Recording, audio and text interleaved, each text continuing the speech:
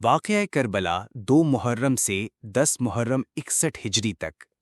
پیارے دوستو، امام حسین علیہ السلام اپنے باوفا اہل بیت اور جان نثار ساتھیوں کے ہمراہ 28 رجب 60 ہجری کو مدینہ منورہ سے روانہ ہوئے اور 2 محرم 61 ہجری کو کربلا کے میدان میں پہنچے۔ اس سے پہلے کے واقعات ہم نے اپنی پچھلی ویڈیو سفر کربلا میں آپ کے ساتھ شیئر کیے تھے۔ آج کی اس ویڈیو میں ہم آپ کو 2 محرم سے 10 محرم تک کے دل دہلا دینے والے واقعات سنائیں گے، جہاں مظلوم اہل بیت پر ظلم کی انتہا کی گئی اور انہیں پیاسا شہید کر دیا گیا۔ 2 محرم کربلا میں آمد۔ امام حسین علیہ السلام 2 محرم 61 ہجری کو میدان کربلا میں پہنچے اور قافلہ حسینی نے وہاں قیام کیا۔ اس وقت حرب بن یزید ریحئی نے کوفے کے گورنر عبید اللہ بن زیاد کو ایک خط لکھ کر امام کے پہنچنے کی اطلاع دی۔ جب ابن زیاد کو یہ خبر ملی، اس نے فوراً امام حسین علیہ السلام کے نام ایک سخت لہجے کا خط روانہ کیا، جس میں لکھا تھا: اے حسین، مجھے یزید نے حکم دیا ہے کہ نہ آرام سے سوؤں اور نہ پیٹ بھر کر کھانا کھاؤں جب تک تمہیں یا تو قتل نہ کر دوں یا یزید کی اطاعت پر مجبور نہ کر دوں۔ امام علیہ السلام نے وہ خط پڑھا اور ایک طرف رکھ دیا، پھر فرمایا: جنہوں نے خدا کی رضا کو چھوڑ کر ظالموں کی خوشنودی کو ترجیح دی، وہ کبھی کامیاب نہیں ہوں گے۔ ابن زیاد کا قاصد بولا کہ آپ اس خط کا جواب نہیں دیں گے، تو امام نے فرمایا: اس کا جواب وہ دردناک عذاب ہے جو جلد اس تک پہنچنے والا ہے۔ 3 محرم عمر بن سعد کی آمد۔ عبید اللہ بن زیاد نے عمر بن سعد کو 4000 کی فوج کے ساتھ کربلا روانہ کیا۔ دراصل وہ عمر بن سعد کو رے کا گورنر بنانا چاہتا تھا، لیکن شرط رکھی کہ پہلے وہ امام حسین کا معاملہ حل کریں۔ یوں دنیاوی حکومت کے لالچ میں عمر بن سعد کربلا پہنچا۔ وہ کوفہ سے نکلا اور حمام عین کے مقام پر لشکرگاہ قائم کی۔ وہ رے جانے کی تیاری کر رہا تھا کہ اسی دوران امام حسین کا معاملہ سامنے آیا۔ ابن زیاد نے عمر بن سعد کو بلایا اور حکم دیا کہ پہلے امام حسین سے جنگ کرو، پھر اپنی حکومت کی طرف روانہ ہو۔ عمر بن سعد امام سے جنگ کو پسند نہیں کرتا تھا۔ اس نے ابن زیاد سے کہا کہ اس کام سے اسے معاف کیا جائے، لیکن ابن زیاد نے اس کی معافی کو رے کی گورنری واپس لینے سے مشروط کیا۔ آخر کار ابن زیاد نے عمر بن سعد کو 4000 فوج کے ساتھ مقابلے کے لیے مجبور کر کے بھیج دیا۔ عمر بن سعد نے کوشش کی کہ اسے امام حسین کے مقابلے کی مصیبت سے نجات مل جائے، لیکن ابن زیاد نے کوئی بات نہ سنی۔ جب عمر بن سعد کربلا پہنچا تو اس نے امام سے کوفہ آنے کی وجہ پوچھی۔ امام نے پورا واقعہ بتایا اور فرمایا: میں اہل کوفہ کے بلانے پر آیا ہوں، اگر اب ان کی رائے بدل گئی ہے تو میں واپس جانے کو تیار ہوں۔ عمر بن سعد نے ابن زیاد کو خط لکھا کہ امام واپس جانے کو تیار ہیں۔ ابن زیاد نے جواب دیا کہ امام کے سامنے صرف ایک شرط رکھو کہ وہ یزید بن معاویہ کی بیعت کریں۔ اگر وہ بیعت کر لیں تو پھر ہم غور کریں گے کہ ان کے ساتھ کیا معاملہ کیا جائے۔ ساتھ ہی ابن زیاد نے عمر بن سعد کو حکم دیا کہ امام اور ان کے رفقا پر پانی مکمل طور پر بند کر دو۔ یہ واقعہ امام کی شہادت سے 3 دن پہلے کا ہے۔ امام حسین کا پیغام۔ امام حسین نے عمر بن سعد کے پاس پیغام بھیجا کہ رات کو ان سے ملاقات ہو تاکہ دونوں لشکروں کے سامنے گفتگو کی جائے۔ رات کو ملاقات ہوئی اور امام نے فرمایا: ہمارے بارے میں آپ 3 صورتوں میں سے کوئی ایک اختیار کر لیں۔ میں جہاں سے آیا ہوں واپس چلا جاؤں، یا میں یزید کے پاس جا کر خود اس سے معاملہ طے کر لوں، یا مجھے مسلمانوں کی کسی سرحد پر پہنچا دو جہاں کے لوگوں کا حال ہوگا، میں اسی میں زندگی گزاروں گا۔ بعض لوگوں نے آخری 2 صورتوں کی نفی کی ہے کہ امام نے یہ تجاویز پیش نہیں کیں۔ عمر بن سعد نے یہ گفتگو سنی اور بہت متاثر ہوا۔ اس نے فوراً ابن زیاد کو خط لکھا: اللہ تعالیٰ نے جنگ کی آگ بجھا دی اور مسلمانوں کا کلمہ متحد کر دیا۔ حسین نے مجھے 3 صورتوں کا اختیار دیا ہے جو آپ کے مقصد اور امت کی اصلاح اور فلاح کے لیے بہتر ہیں۔ ابن زیاد بھی اس خط سے متاثر ہوا اور کہا کہ یہ خط ایک ایسے شخص کا ہے جو اپنے امیر کی اطاعت اور اپنی قوم کی بھلائی کا خواہش مند ہے۔ لیکن اسی وقت شمر بن ذیلجوشن لعنت اللہ علیہ کھڑا ہوا اور کہا: کیا آپ حسین کو مہلت دینا چاہتے ہیں کہ وہ طاقت حاصل کر کے دوبارہ آپ کے مقابلے پر آ جائیں؟ اگر آج وہ آپ کے ہاتھ سے نکل گئے تو آپ کبھی ان پر قابو نہیں پا سکیں گے۔ مجھے عمر بن سعد کی سازش نظر آتی ہے کیونکہ میں نے سنا ہے کہ وہ راتوں کو امام حسین سے خفیہ گفتگو کرتا ہے۔ شمر نے مشورہ دیا کہ امام کو مجبور کیا جائے کہ وہ آپ کے پاس آئیں، پھر آپ چاہیں تو انہیں سزا دیں یا معاف کر دیں۔ ابن زیاد کو شمر کا یہ مشورہ پسند آیا اور اس نے عمر بن سعد کو ایک سخت حکم نامہ لکھا جو خود شمر کے ہاتھ بھی بھیجا۔ خط میں لکھا تھا، میں نے تمہیں جنگ سے بچنے، حسین کو مہلت دینے یا ان کی سفارش کرنے کے لیے نہیں بھیجا۔ اگر حسین اور ان کے ساتھی میرے حکم پر صلح کر کے میرے پاس آنا چاہتے ہیں تو انہیں صحیح سالم میرے پاس بھیج دو، ورنہ ان سے جنگ کرو یہاں تک کہ سب کو قتل کر دو اور ان کے جسموں کو ٹکڑوں میں تقسیم کر دو، کیونکہ وہ اس کے مستحق ہیں۔ پھر ان کی لاشوں کو گھوڑوں کی ٹاپوں سے رون دو۔ اگر تم نے میرا حکم مانا تو تمہیں وفادار کی طرح انعام دیا جائے گا، ورنہ فوراً لشکر کی قیادت چھوڑ دو اور شمر بن ذیلجوشن کو سپرد کر دو۔ شمر کی امان۔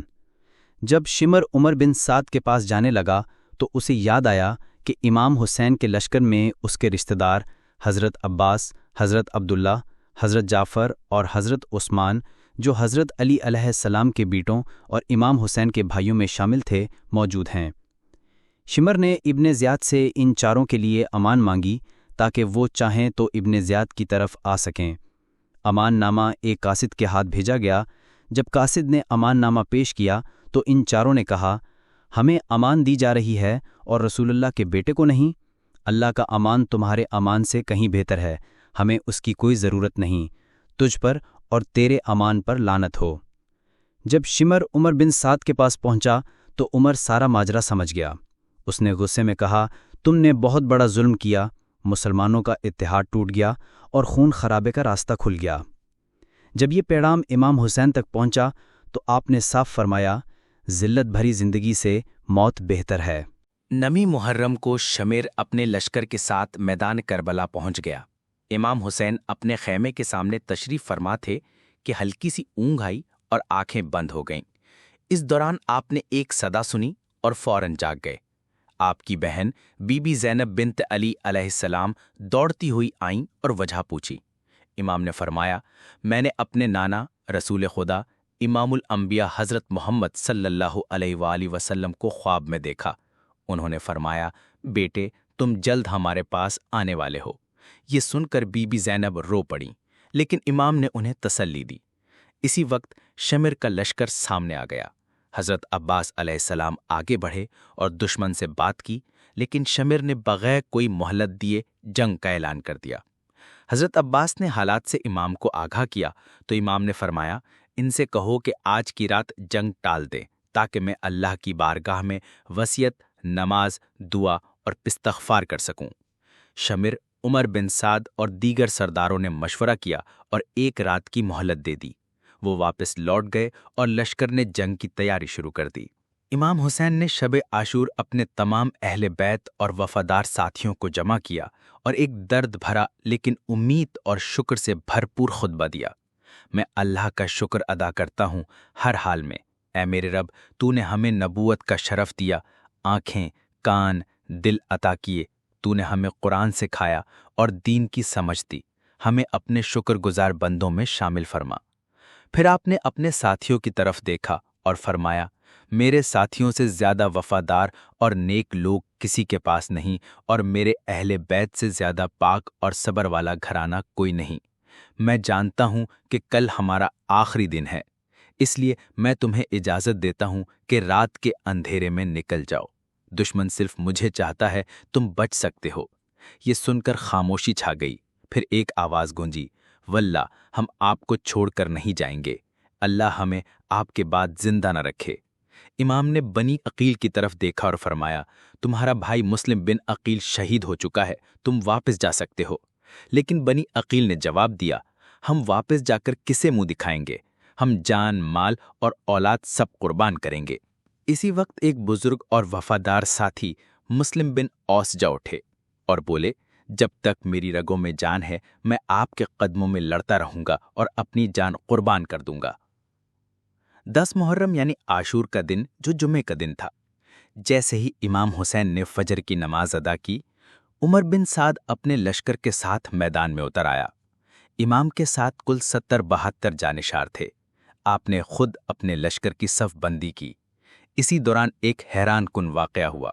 حر بن یزید ریاحی، جو سب سے پہلے امام کو روکنے آیا تھا، اب پیشمان تھا۔ امام کی سچائی نے اس کے دل کو جگا دیا تھا۔ وہ گھوڑا دوڑا کر امام کے خیمے میں آیا اور کہا، اے بیٹے رسول، میں شرمندہ ہوں کہ میں نے آپ کی راہ روکی۔ اب میں جان چکا ہوں کہ آپ حق پر ہیں۔ میری توبہ یہی ہے کہ میں آپ کے ساتھ لڑتے ہوئے شہید ہو جاؤں۔ امام نے اس سے گلے لگایا۔ حر نے جنگ لڑی اور شہادت پائی۔ امام گھوڑے پر سوار ہوئے اور دشمن کے سامنے کھڑے ہو کر بلند آواز سے فرمایا، اے لوگو، میری بات سنو۔ جنگ سے پہلے مجھے اپنا پیغام کہنے دو۔ اگر تم میرے الفاظ مان لو تو فلاح پاؤ گے، اگر انکار کرو تو اپنے تمام ساتھیوں کو جمع کر لو اور جو کرنا ہے ڈال دو، مجھے تاخیر کی ضرورت نہیں ہے۔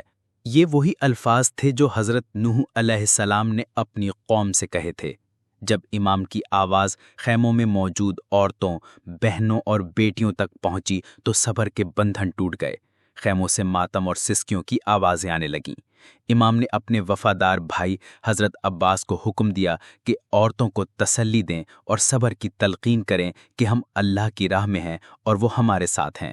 امام نے گہری تکلیف سے فرمایا، اللہ ابن عباس پر رحم کرے، انہوں نے ٹھیک کہا تھا کہ عورتوں کو ساتھ نہ لے جاؤ۔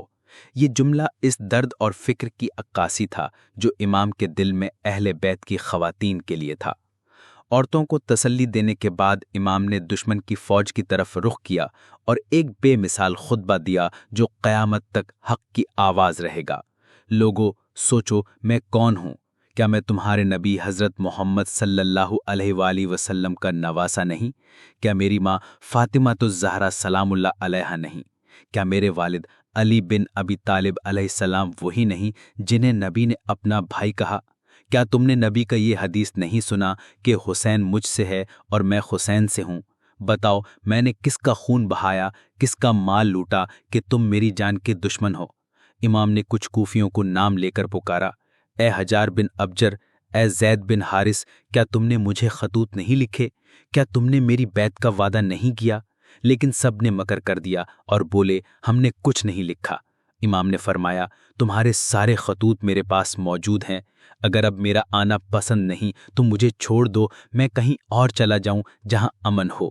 قیس بن اشد نے کہا، کیوں نہ آپ ابن زیاد کی اطاعت کر لیں؟ وہ آپ کے چچا زاد ہیں، سختی نہیں کریں گے۔ امام نے غصے سے جواب دیا، کیا مسلم بن عقیل کی شہادت کے بعد بھی تمہاری یہی رائے ہے؟ خدا کی قسم میں نہ یزید کی بیعت کروں گا اور نہ ابن زیاد کے آگے سر جھکاؤں گا۔ اسی وقت زہیر بن قین نے دشمن سے کہا، خدا سے ڈرو، رسول اللہ کے گھرانے پر تلوار نہ اٹھاؤ۔ ابن زیاد تم سے بھی وفا نہیں کرے گا جیسے آج حسین کو دھوکہ دے رہا ہے۔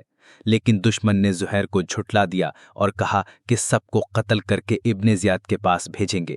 زہیر نے آخری بار پکارا، اے ظالمو، فاطمہ الزہرا سلام اللہ علیہا کا بیٹا حسین ابن زیاد جیسے فاسق سے کہیں زیادہ عزت کے لائق ہے۔ تب شمر بن ذل جوشن لعنت اللہ علیہ نے پہلا تیر چلایا اور کربلا میں حق اور باطل کی آخری اور ابدی جنگ شروع ہوئی۔ جنگ کربلا۔ پہلے وار سے کربلا کا میدان شعلہ بن گیا، جس کی تپش آج بھی دلوں کو جلا دیتی ہے۔ جب جنگ تیز ہوئی اور ایک کے بعد ایک شہادتیں ہونے لگیں، امام حسین آگے بڑھے۔ آپ کی آواز میں وہ درد اور حق تھا جو صرف ایک امام، شہید اور نبی زادہ ہی بیان کر سکتا ہے۔ آپ نے پکارا، اے لوگو، تم پر افسوس! کیا اسی لیے مجھے بلایا تھا کہ میں آؤں اور تم مجھے قتل کر دو؟ تم نے ہی تو مجھے خطوط بھیجے تھے کہ ہم اپنی جانیں اور مال تمہارے قدموں پر نچھاور کریں گے، اور اب تم نے میرا راستہ روک لیا، میرے بچوں پر پانی بند کر دیا، وہی پانی جو یہودی اور مجوسی بھی پیتے ہیں، مگر حسین کا گھرانہ آج پیاسا ہے۔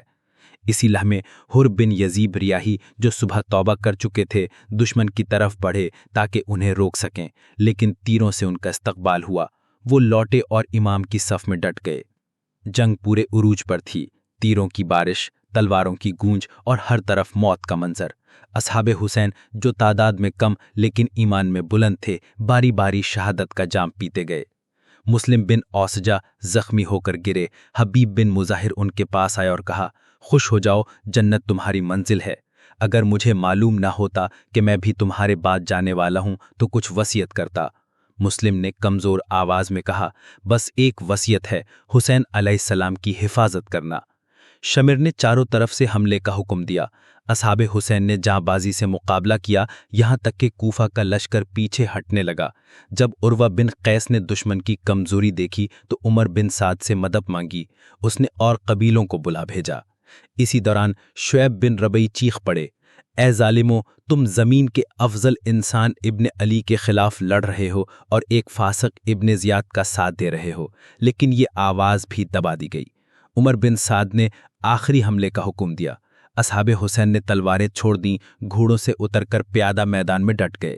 ہر طرف سے حملے ہو رہے تھے، لیکن ارادہ اٹل تھا کہ جب تک سانس ہے حسین کی حفاظت کریں۔ حر بن یزید ریاحی نے بے مثال جوہر دکھائے، کئی دشمنوں کو جہنم واصل کیا اور شہید ہو گئے۔ دشمن نے حدیں پار کر دیں، خیموں میں آگ لگا دی، عورتیں، بچے اور بیمار آگ اور خون کے درمیان کانپ رہے تھے۔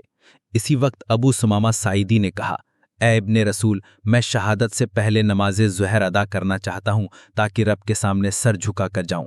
امام نے فرمایا، تم نے حق یاد دلایا، ہم نماز پڑھیں گے۔ لیکن تیروں کی بارش نہ رکی۔ اسی حال میں ابو سمامہ شہید ہو گئے۔ امام نے صلاۃ الخوف ادا کی، جہاں ہر سجدے پر تیر برس رہے تھے، لیکن وفادار اصحاب جیسے حبیب بن مظاہر، زہیر بن قین، بریر بن خدیر اور مسلم بن اوسجہ نے اپنے جسموں سے امام کی حفاظت کی، ہر تیر سینے پر لیا اور ایک ایک کر کے شہید ہو گئے۔ اہل بیت کی شہادتیں۔ اب میدان میں چند وفادار رہ گئے تھے جو جان چکے تھے کہ وہ نہیں بچیں گے، لیکن حسین کو اکیلا نہیں چھوڑیں گے۔ اسی وقت امام کے جوان بیٹے حضرت علی اکبر علیہ السلام نے اجازت لی اور میدان میں اترے۔ ان کے لبوں پر یہ الفاظ تھے، میں علی بن حسین بن علی ہوں، رب کعبہ کی قسم، ہم رسول اللہ سے سب سے زیادہ قریب ہیں۔ ان کا چہرہ، آواز اور انداز سب رسول اللہ کی یاد دلاتا تھا۔ دشمن تھرار گیا، لیکن مرہ بن منقذ نے وار کیا اور حضرت علی اکبر زمین پر گرتے ہوئے پکار اٹھے، یا اماں، اے چچا جان۔ امام حسین دوڑ کر پہنچے، حملاور کا ہاتھ کاٹ دیا اور اپنے بھتیجے کی لاش کندھے پر اٹھا کر لے آئے۔ اب کربلا کی تپتی ریت پر اہل بیت کی لاشیں بکھری تھیں، ہر جسم وفا کی ایک نئی تصویر تھا، ہر قدم پر شہادت کی ایک نئی تاریخ لکھی جا رہی تھی۔ اسی دوران حضرت ابو الفضل عباس علیہ السلام وفا کے علمبردار امام کے پاس آیا اور کہا، مجھے اجازت دیجیے کہ خیموں کے بچوں کے لیے پانی لا سکوں۔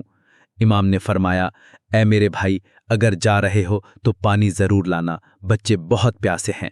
حضرت عباس دریائے فرات تک پہنچے، مشک میں پانی بھرا لیکن خود ایک قطرہ بھی نہ پیا۔ کہا، عباس پیاسا مر جائے گا، لیکن حسین۔ حضرت امام حسین رضی اللہ عنہ اپنے بچوں اور اہل خانہ سمیت کربلا کے میدان میں تشریف لائے۔ ایک شخص عمر بن سعد بن یزید نے انہیں روکنے کی کوشش کی۔ اس نے کہا کہ ہر جگہ رکاوٹ ڈالی جائے گی، ایک جگہ، دوسری جگہ، تیسری جگہ، لیکن کوئی فائدہ نہیں ہوگا۔ امام حسین نے فرمایا، ہم کربلا میں ہی اپنی منزل پائیں گے۔ حضرت زینب رضی اللہ عنہا نے پوچھا، جب سارا جہان آپ کو روک رہا ہے اور آپ حق کے اوپر ہیں تو پھر کیوں نہیں رکتے؟ امام حسین رو پڑے اور فرمایا کہ انہوں نے رات خواب میں اپنے نانا نبی کریم صلی اللہ علیہ وآلہ وسلم کو دیکھا۔ نبی کریم نے فرمایا، حسین، اگر آج یہ روایت چھوڑ دی گئی تو قیامت تک لوگ کہیں گے کہ کوئی حق کے لیے نہیں نکلا۔ اگر تم نے یہ قربانی نہ دی تو لوگ جھکنے اور سمجھوتا کرنے کے عادی ہو جائیں گے۔ امام حسین نے کہا، یہ کربلا کی جنگ اسلام کی جنگ نہیں بلکہ حق اور باطل کی جنگ ہے۔ جب کربلا کے میدان میں جمعہ کا دن آیا، یزید کے لشکر کے سامنے عمر بن سعد نے کہا، حسین، زیادہ باتیں نہ کرو، جنگ کے لیے تیار ہو جاؤ، ہم تمہیں قتل کریں گے، پھر نماز پڑھیں گے، درود بھی پڑھیں گے اور کہیں گے کہ یہ محمد صلی اللہ علیہ وآلہ وسلم کے خاندان کے خلاف ہے۔ امام حسین نے فرمایا، زمین اللہ کی ہے، یزید کی حالت تمہارے کے لیے ہے۔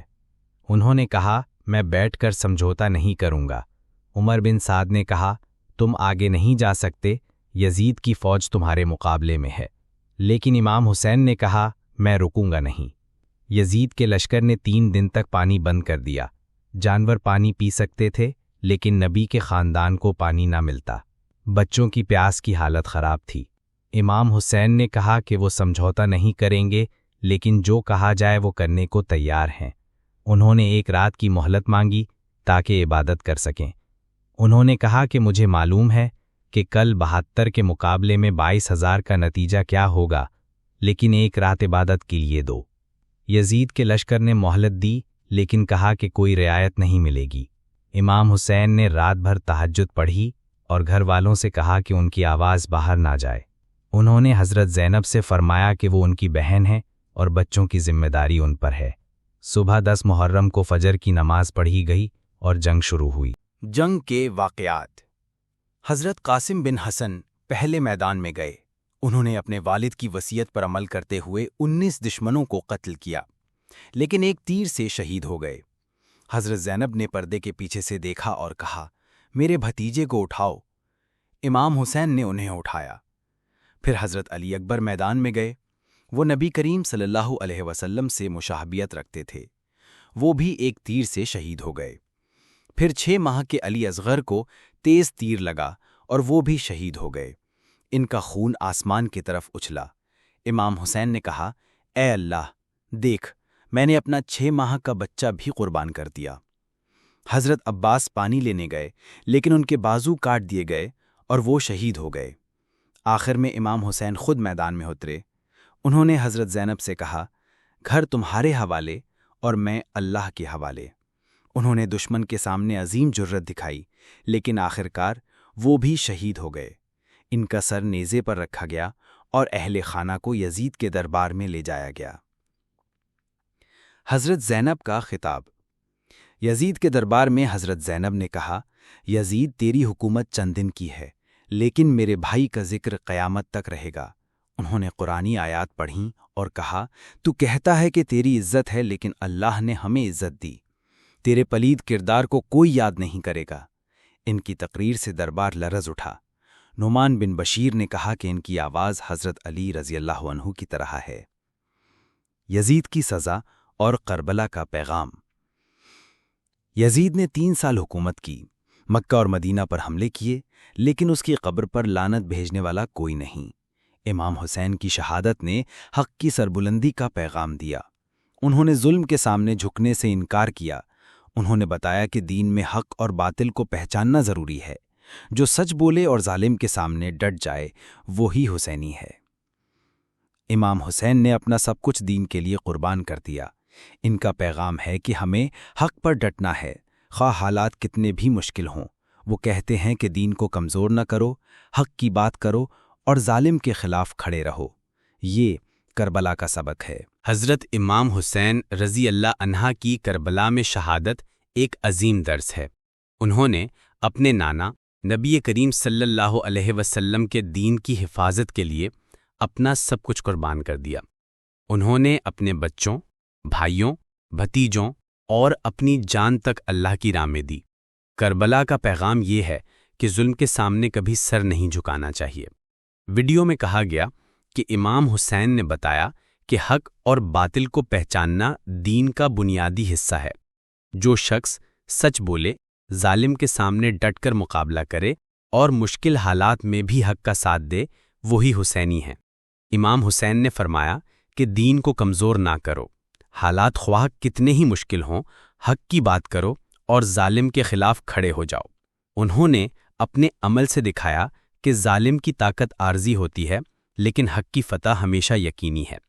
کربلا کا سبق یہ ہے کہ ہر مومن کو اپنے کردار سے حق کی آواز بلند کرنی چاہیے۔ ویڈیو میں یہ بھی کہا گیا کہ جو لوگ یزید جیسے ظالموں کی حمایت کرتے ہیں یا انہیں اچھا کہتے ہیں، وہ نبی کے خاندان کی عزت کو ٹھیس پہنچاتے ہیں۔ امام حسین کا پیغام یہ ہے کہ ہمیں ہر حال میں حق پر قائم رہنا ہے، چاہے اس کے لیے جان ہی کیوں نہ قربان کرنی پڑے۔ ان کا نام اور ان کی قربانی قیامت تک مشعل راہ رہے گی۔